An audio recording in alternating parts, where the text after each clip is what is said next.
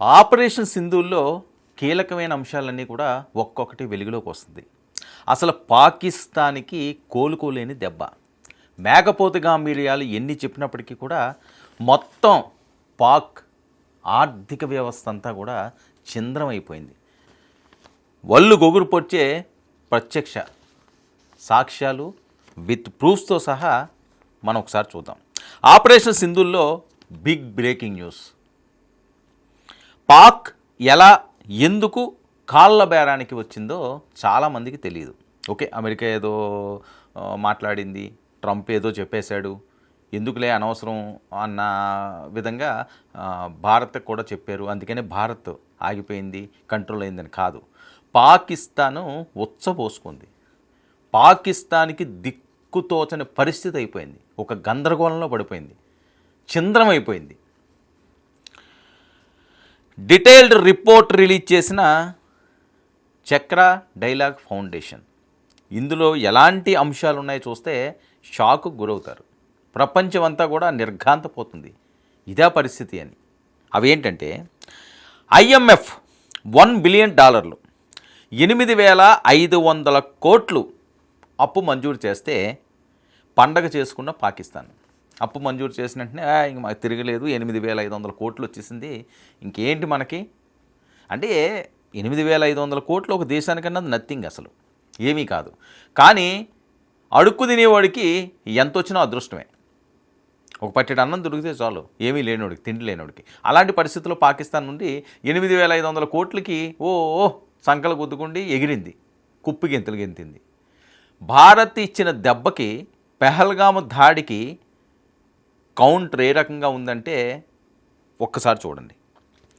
పండగ చేసుకున్న పాకిస్తాన్ మే 10న అర్ధరాత్రి 1:44 నుంచి ఉదయం 9:30 గంటల మధ్య జరిగిన ఆపరేషన్ సింధూర్ దాడుల్లో 3.35 బిలియన్లు అంటే దాదాపు 30,000 కోట్ల రూపాయల నష్టం పాక్కి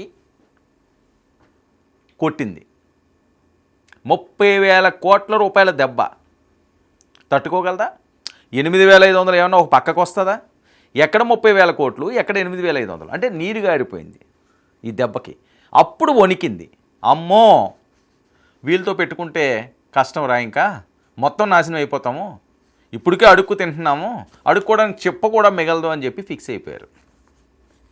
ఇక ఇది కేవలం యుద్ధ విమానాలు, డ్రోన్లు, ఎయిర్ క్రాఫ్ట్లను కూల్చడం వల్ల కలిగిన నష్టం. ఇది జరిగింది ఏంటి? కేవలం యుద్ధ విమానాలు అలాగే ఎయిర్ క్రాఫ్ట్లను కూల్చడం వల్ల కలిగిన నష్టం మాత్రమే. ఇది పూర్తి స్థాయిలో కాదు, వీటికే ఈ ఎఫెక్ట్ పడింది 30,000 కోట్లు.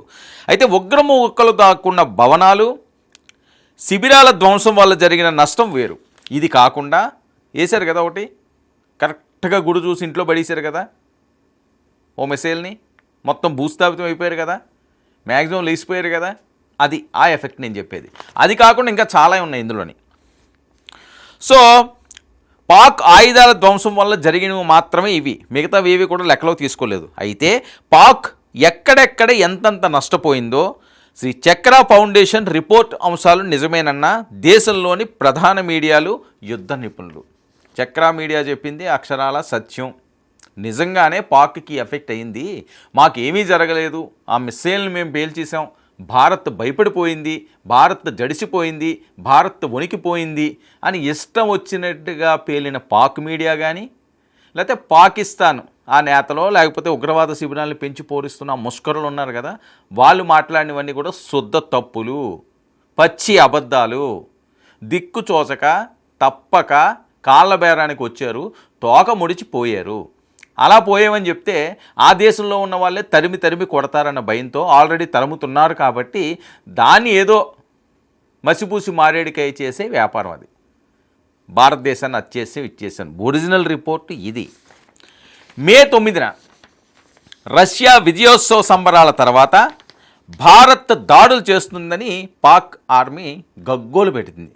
36 గంటల్లో దాడులు అంటూ గుండెలు బాదుకున్నారు. మే 10న అర్ధరాత్రి 1 గంటకు భారత్పై పాక్ దాడులు షురూ చేసింది. జాగ్రత్తగా వినాలి ఇది. పాకిస్తాన్ తన అస్త్రాలన్నీ ఉపయోగించింది. ఏమేమి ఉన్నాయో మొత్తం అన్నీ కూడా రంగంలోకి దింపింది. ఏమీ పీకలేరని వాళ్ళకి తెలుసు. అయినప్పటికీ కూడా ఏదో చేయాలి కదా, హడావిడి చేయాలి కదా, ఆ రకంగా దింపింది. షహీన్, ఫతే క్వాడ్ డ్రోన్లతో ఒకేసారి దాడి చేసింది. అయితే భారత్ ఎయిర్ బేసు స్టేషన్లను ప్రధానంగా టార్గెట్ చేయడం జరిగింది. అప్పట్లోనే పాక్ ప్రయోగించిన అన్ని మిసైళ్లను, క్షిపణులను, డ్రోన్లను గాల్లోనే కుప్పకూల్చేసిన భారత్. అసలు భూమి మీద కూడా అవి రాలేదు. అలా ఎగురుతుండగానే ఆ గాల్లోనే లేపేశారు. ఎక్కడికక్కడ అలాగా గాల్లోనే ప్రాణాలు వేసిపోయి అందులోకి వచ్చిన వాళ్ళు, ఆ డ్రోన్లు ఎవడొస్తే వాళ్ళందరూ కూడా అవి ఏవి కూడా బయటికి చెప్పుకోలేదు. మేము ఇది చేసాం అది చేసామని చెప్పి అన్ని కట్టుకథలు, కల్పనలు తప్ప ఏమీ పాక్ పీకింది లేదు. అయితే పాక్ ప్రయోగించిన అన్ని మిసైళ్లను, క్షిపణులను, డ్రోన్లను గాల్లోనే కూల్చేసిన భారత్ రఫేల్, షుకోయ్, బ్రహ్మోస్ యుద్ధ విమానాలతో F-16 4 F-16 అండి, 1, 2 కాదు. ఎందుకంటే భారత్ దీన్ని ముందుగా చెప్పలేదు. ఎందుకు చెప్పలేదంటే F-16 అమెరికావి. అమెరికావు కూడా భారత్ మిసైల్స్ కూల్చేసిన ఈ బ్రహ్మోస్ విజృంభించింది, తుక్కు చేసేసిందంటే ట్రంప్ ఫీల్ అయిపోతాడు. అమెరికాకి అది ఇబ్బంది. ఏంటి ఆ విమానాలన వీళ్ళు కొనుక్కుండి వీళ్ళు యుద్ధానికి బయలుదేరారు తగుదనమ్మా అని చెప్పి అంటే ప్రపంచ దేశాలన్నీ పరువు పోతాయని చెప్పి ముందు ప్రకటించలేదు. జాగ్రత్తగా గమనించాల్సిన అంశం ఇది. 4 F-16 అమెరికా యుద్ధ విమానాలను కుప్పకూల్చేసిన భారత్. అయితే అమెరికాపై గౌరవంతో మొదట F-16ని కూల్చేసిన విషయాన్ని మాత్రం భారత్ బహిరంగంగా ప్రకటించలేదు. దానికి కారణం ఏంటంటే ట్రంప్ ఫీల్ అవుతారు. ఒక మంచి సంబంధాలు ఉన్నప్పుడు అనవసరం చిన్న చిన్న విషయాలన్నీ ఎందుకు తెచ్చుకోవడం, దానివల్ల కలిసి వచ్చేది ఏం లేదు, పోయింది ఎలాగైనా పోయింది, వాళ్ళే చెప్పుకుంటారు అది అని చెప్పి సైలెంట్గా ఉన్నది. కానీ ట్రంప్ ఎప్పుడైతే యాపిల్ కంపెనీ భారత్లో ఏర్పాటు చేయకుండా మోకాలు అడ్డు వేస్తున్నట్లు ట్రంప్ వార్నింగ్ ఇచ్చాడో అప్పుడు బయటపెట్టింది. భారత్ అమెరికా తయారీ F-16 కూల్చేసినట్లు ప్రకటించిన ట్రంప్కు కౌంటర్ ఇచ్చింది. ఎప్పుడైతే యాపిల్ కంపెనీకి మోకాలు అడ్డుతున్నాడో ట్రంప్ తనదైన స్టైల్లోని అప్పుడు చెప్పింది, మీ F-16ని కూడా లేపేశాము, నువ్వేం పెద్ద పోటుగాడమేం కాదు, పోటుగాడమైనా సరే వేరే దేశాల దగ్గర చూపించుకోవచ్చు కానీ మా దగ్గర కాదు అని చెప్పి ఇండైరెక్ట్గా చురకేసింది, కౌంటర్ ఇచ్చింది. దాంతో ట్రంప్ సైలెంట్ అయిపోయాడు.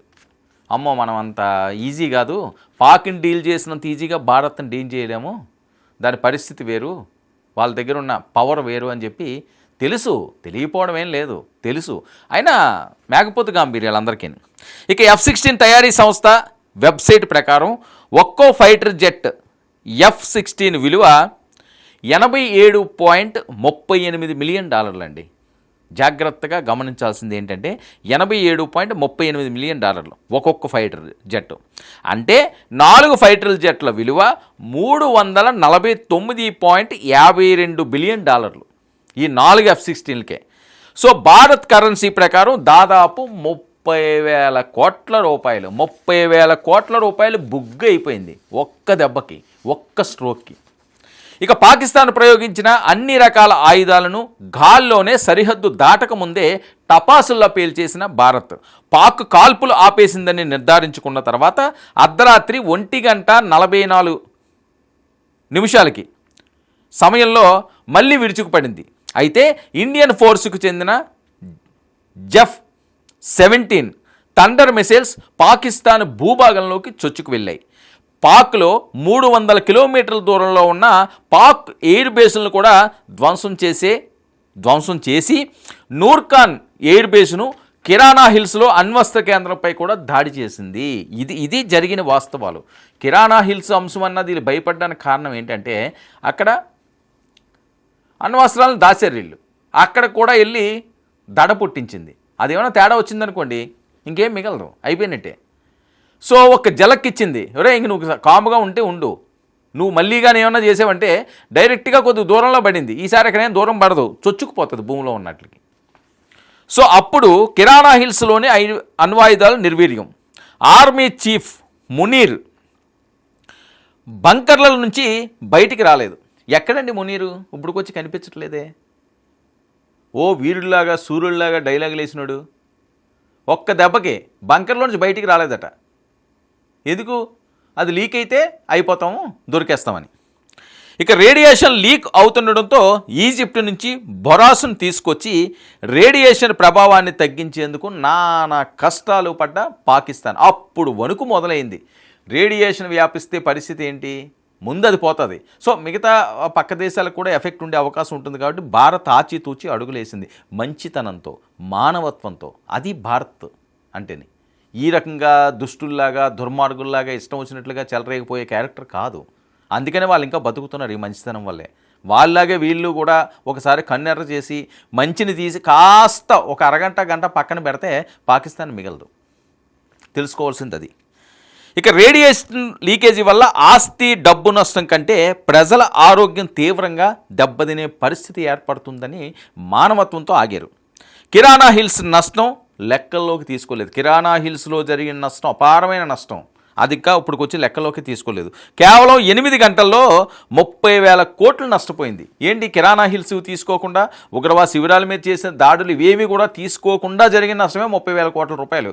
మొత్తంగా చూసుకుంటూ అంటే గుండె ఆగిపోద్ది ఆ ఫిగర్గా అని చెప్తాను. అలాంటి పరిస్థితుల్లో ఉంది ఇప్పుడు. ఇక పాకిస్తాన్లో రేడియేషన్ లీక్ ప్రభావం భారత్పై కూడా కాస్త పడే అవకాశం ఉంటుంది. కాబట్టి కాల్పుల విరమణ కోసం పాకిస్తాన్ చేసిన ప్రతిపాదనను భారత్ వెంటనే ఒప్పుకోవడానికి ఇదొక బలమైన కారణం. ఏ యుద్ధాలు చేసినా, ఏం చేసినా సరే ప్రజల ప్రాణాలు పోకూడదు. పాలకులు ఇప్పుడన్నా ఆలోచించాల్సింది అదే.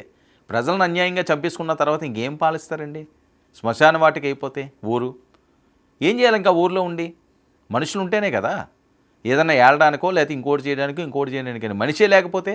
సో ఆ మంచితనంతో ఎంతో కొంత ఎఫెక్ట్ భారత్ కూడా పడుతుందేమో అని చెప్పి, ఒక్క ప్రాణం కూడా పోకూడదని చెప్పి ఒక అద్భుతమైన, ఉన్నతమైన నిర్ణయంతో ఆగింది. అంతేగాని భయపడిపోయి కాదు. ఎందుకు ఆగిపోయిందని చాలామంది మాట్లాడుతుంటారు ఈరోజు.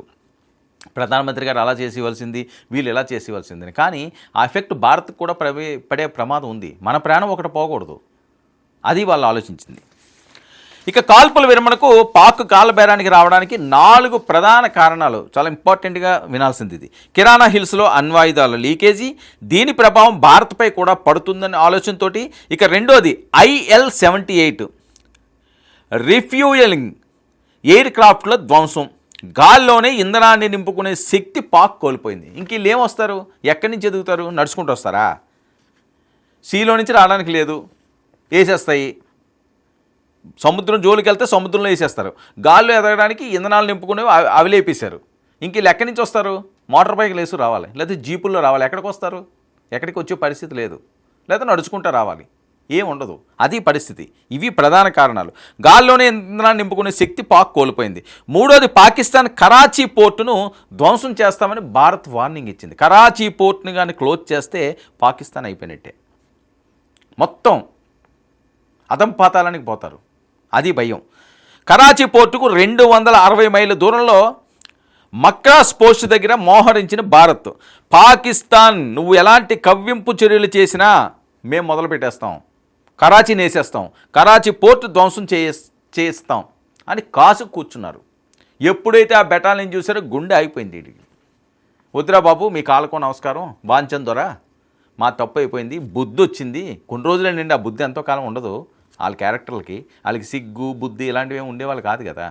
ఇష్టం వచ్చినట్లుగా చెలరేగిపోతూనే ఉంటారు. కుట్ర కుతంత్రాలే కదా వాళ్ళకి అనువున విషంలాగా వాళ్ళు నరాల్లోకి వెళ్ళిపోయినాయి. మోసాలు, అన్యాయాలు, దుర్మార్గాలు, రక్తదాహాలు ఇవి. సో అప్పటికి తప్పదు కాబట్టి తలంచారు. పాకిస్తాన్ రాడాలను ధ్వంసం చేసింది. 4వ అంశం, దెబ్బకు పాక్ దాదాపు గుడ్డిదైపోయింది. కళ్ళు ఉన్నంతసేపు ఏదన్నాని గుడ్డిదైపోతే ఏం చేస్తారు? ఇటు వెళ్తున్నావు, ఏం చేస్తున్నావు, దేంతో అనుకుంటున్నావు తెలియదు, బొక్కబోర్లో పడతాం, పళ్ళు పడతాయి. అదే పరిస్థితి. గుడ్డిదైపోయింది. ఎయిర్ బేసులు దెబ్బతినడంతో రన్వేల్లో విమానాలు దిగలేని పరిస్థితి. ఇంక ఏమి యుద్ధం చేస్తుంది? కాళ్ళబేరానికి రాకపోతే ఎందుకు ఆగిందనుకుంటున్నారు? ఇవి కారణాలు, ప్రధాన కారణాలు. ఇప్పుడు వరకు ఎవరు ఎన్ని చెప్పినా సరే ఇవి అక్షర సత్యాలు, ఇవి వాస్తవాలు.